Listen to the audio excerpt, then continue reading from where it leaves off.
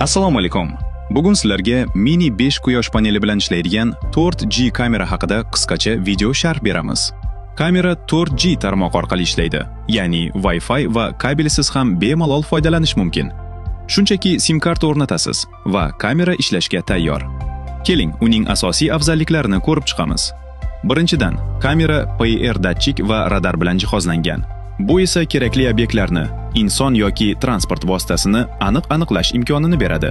Ikkinchidan, ikki tomonlama aloqa mavjud. Siz kameradagi ovozni eshitasiz va o'zingiz ham gaplashishingiz mumkin. Uchinchidan, kamera akkumulyator bilan ishlaydi. Quyosh paneli quvvati 10 Watt, akkumulyatori esa 50 Watt. To'rtinchidan, hatto bulutli yoki yomg'irli ob-havoda ham kamera taxminan 36 soat uzluksiz ishlay oladi. Beshinchidan, kamera 512 GB gacha bo'lgan SD karta orqali yozuvni saqlaydi. Va 6-dan, qurilma Prismir P66 himoya darajasiga ega, chang va namlikdan himoyalangan. Endi kameraning o'ziga qisqacha to'xtalamiz. Kamera ikkita 4G antennaga ega, shuningdek unda PIR datchik va radar mavjud. Eng qiziq tomoni, kamera datchik bilan birga harakatlanadi. Harakat aniqlansa, kamera darhol yozishni boshlaydi. Pastki qismida qopqoq bor. Uni ochib, SD karta va SIM kartani o'rnatish, shuningdek, sozlamalarni tiklash mumkin. Kamera tungi rangli tasvirni qo'llab-quvvatlaydi. Oq yorug'lik va infraqizil yoritish mavjud. Shuningdek, mikrofon va dinamik o'rnatilgan. Bu esa to'liq audio aloqa imkonini beradi. Quyosh paneliga kelsak, akkumulyator panelning orqa qismiga o'rnatilgan.